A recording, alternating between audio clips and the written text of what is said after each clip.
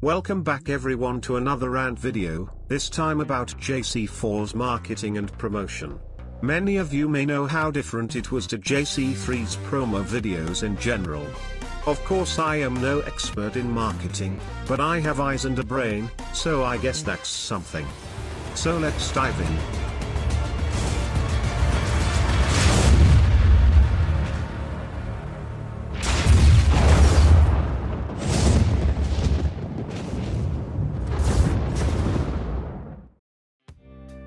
Let's just start with the amount of videos made, leading up to the launch of both games.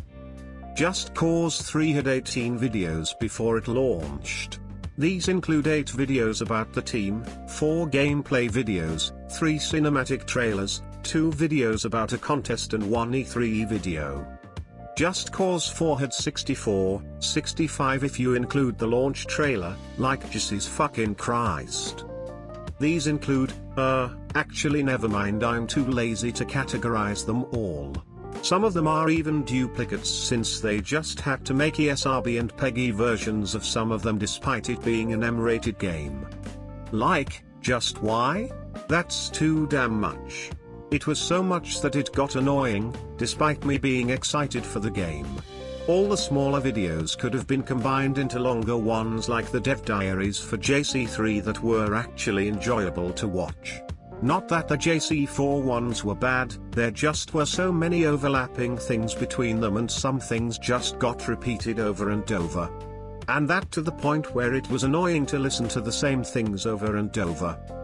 The JC3 dev diaries felt like the people at Avalanche sat there with you and explained it to you. It felt natural, but for JC4 it just felt like it was all staged, disconnected and forced, almost like a TV show.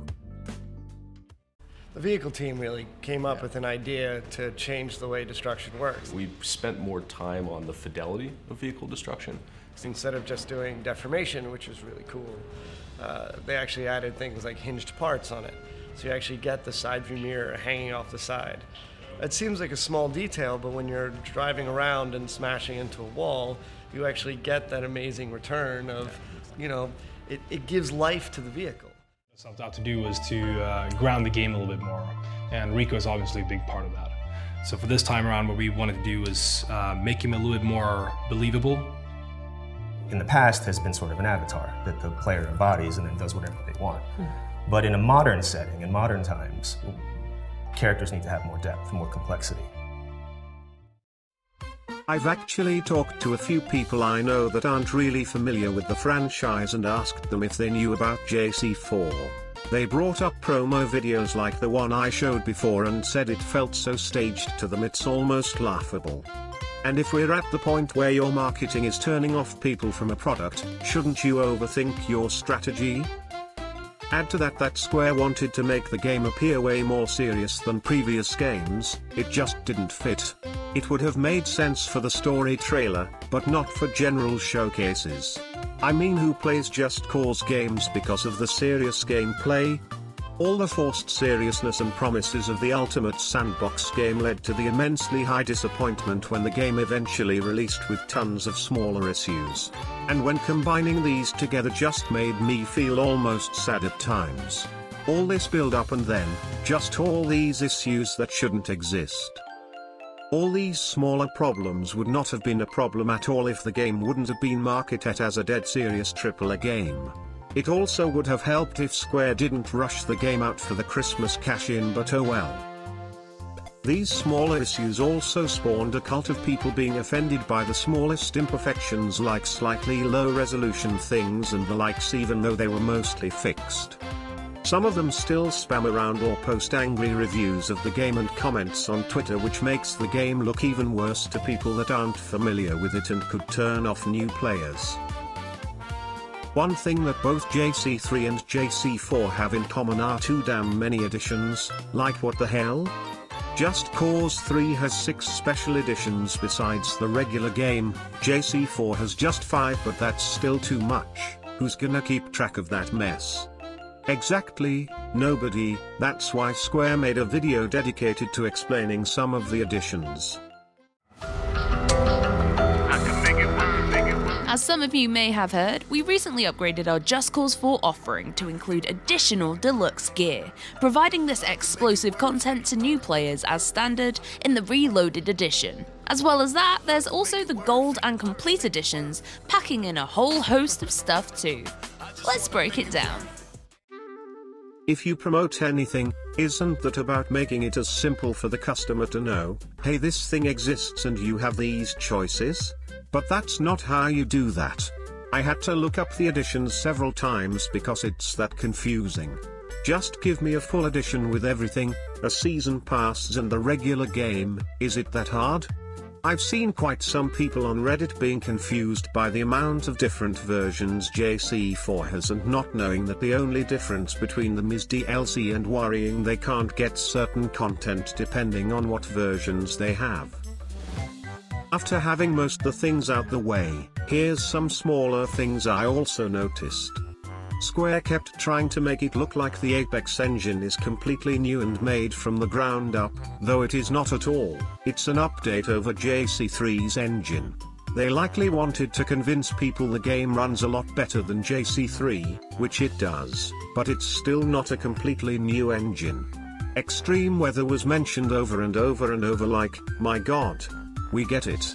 And all that just for it to stop appearing after being done with the story, so far for the game's big gimmick.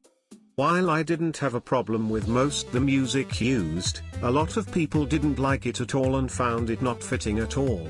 Again, I think it fits for the story and main trailers, but not for general showcases.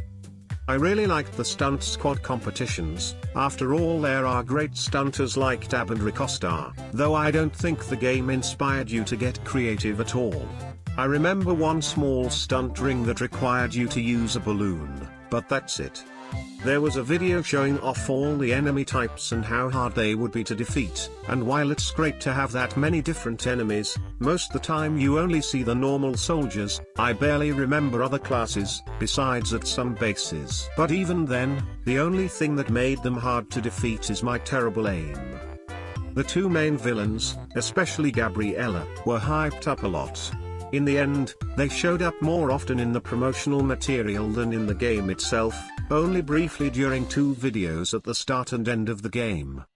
They spoke about the challenges are being seamlessly integrated into the world, which is true, but only because they take 3 seconds to complete. The game got an absolutely insane graphical downgrade from E3. The finished game looks a lot worse in comparison. A lot of people complained about the price of the black market packs. I mean, combined they cost as much as the season pass with the 3 main DLC. They definitely shouldn't be that much. If they were like $3.99 or maybe even $3.49, a lot less people would have complained, I assume. And lastly, I wanted to also talk about the E3 streams. There's actually not that much but still. Again, some of the talks felt pretty forced, though not as much as in the promo videos. Some of the content felt dragged out to fill the 3 days worth of streams. A few YouTubers they invited were questionable. And finally, one of the people in the stream kept saying GameCube instead Nerdcubed, even though he's the main YouTuber they focused on, which kinda made me question their organization of the event. I really hope Square realized most the things I listed here already and changes its way of promoting and marketing for JC5 and onward. The promo of JC3 really had character, unlike JC4's. And even if not, I hope they won't rush that game out too.